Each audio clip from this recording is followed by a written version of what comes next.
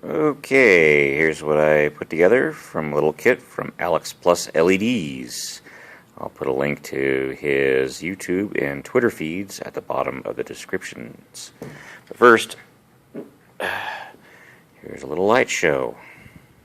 Yes, I know the wires need cleaning up. That's a work in progress, but I want to make sure everything works. So here we go.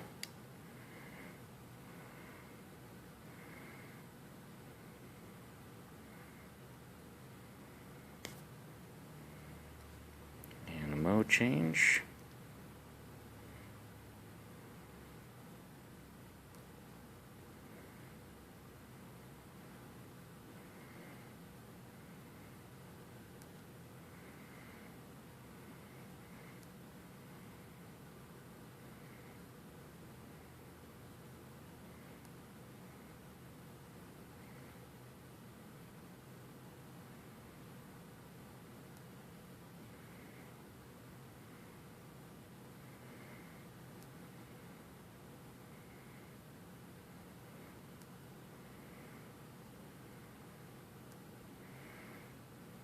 Yeah, I know the LEDs look super bright, but they're pointed damn near straight into the camera.